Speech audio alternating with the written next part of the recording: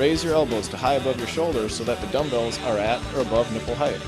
Flex, feel, and squeeze the shoulders at the top range of motion.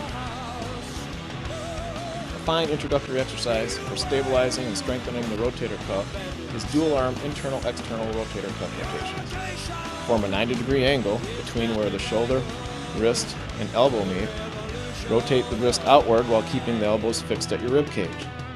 You can perform this exercise sitting, kneeling, or standing.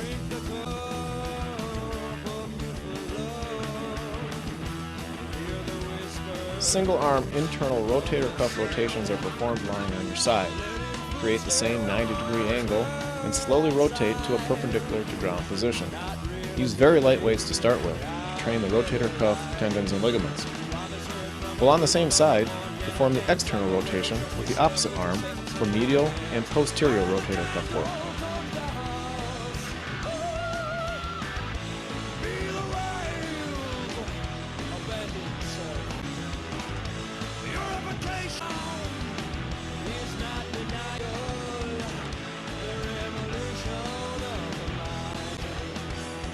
A complex exercise that trains primarily the latissimus dorsi muscles of your back and secondarily the chest groups is the dumbbell pullover.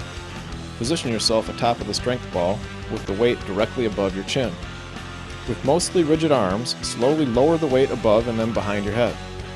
Pause momentarily at the bottom of the exercise to stretch your lats.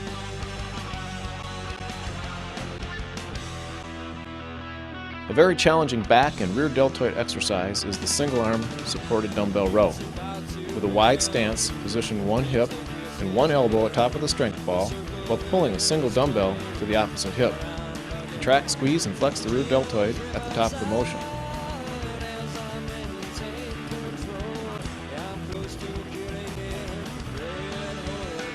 YTU raises are exercises to train the back, medial, and posterior deltoids. They're called YT and U raises because your body creates the shape of these letters when performed correctly. Be sure to squeeze the deltoids at the top range of motion.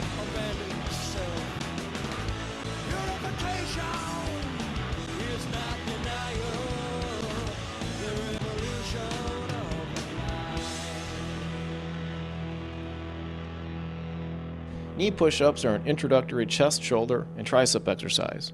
Once you've mastered that, quickly progress to on-your-toe push-ups for added resistance. Be sure to keep a straight, rigid position with your torso and use a slow, controlled motion. Take 2. Knee push-ups are an introductory chest, shoulder, and triceps exercise. Once you've mastered that, quickly progress to on-your-toe push-ups for added resistance. Be sure to keep a straight, rigid position with your torso and use slow, controlled motions. Incline push-ups are a more advanced chest exercise for even more resistance. Perform fully extended with your feet atop of the ball. Incorporate with a pair of dumbbells for a similar but interesting exercise with dumbbells. Some people find push-ups on dumbbells more comfortable for the wrist. Positioned at an angle atop the front section of the ball, incline dumbbell presses are a great way to add size to your upper body. If this weight feels light, concentrate on lowering especially slowly, like 4 seconds down and 4 seconds up. Remember to respect the 90-degree range of motion rule and keep the dumbbells no further apart than shoulder width. A less challenging chest exercise is the incline fly. Unlike chest presses, keep your arms slightly bent and rigid. The weight will be well wide of your shoulders at the bottom range of motion.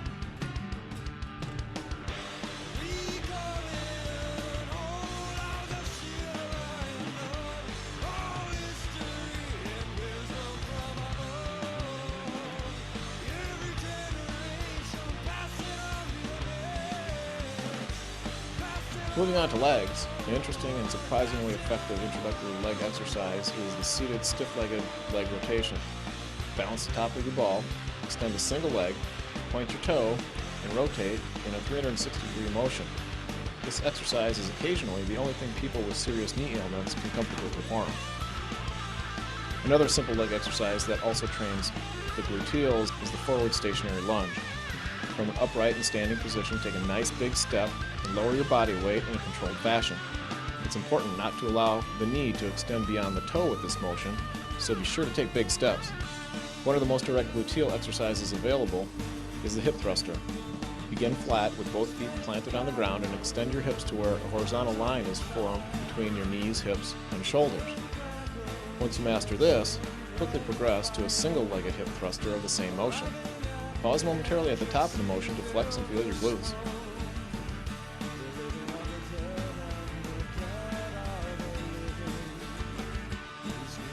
An intermediate exercise for the legs is the ball squat. Positioned against a wall with the ball just above your pelvis, position your feet shoulder-width apart and a half step in front of your knees. Slowly lower your body weight to where a 90-degree angle is formed between your hips, knees, and ankles. But go no lower. Use your hands for balance if necessary, or position them on your hips. A more advanced form of the hip thruster is the ball hip thruster.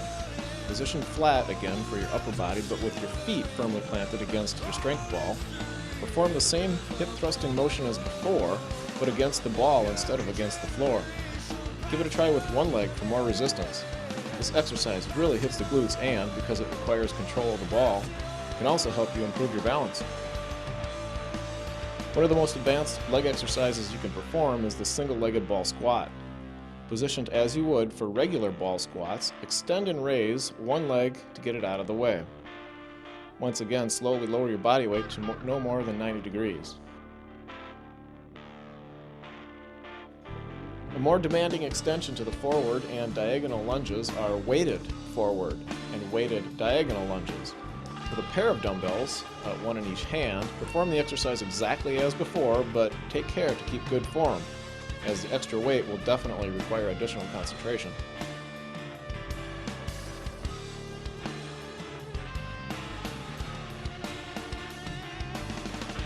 A simple but effective hamstring exercise is the stiff-legged torso bend. From an upright position and with your knees mostly locked but slightly bent, simply bend forward to where your torso will be nearly horizontal. It's critical to maintain a natural, slightly arched back position with this exercise. A slightly more difficult hamstring exercise is the double-legged ball curl.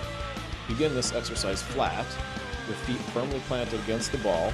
Raise your hips up off the ground and pull the ball towards you while balancing atop of the ball. For a more advanced and more difficult exercise, try it with just one leg.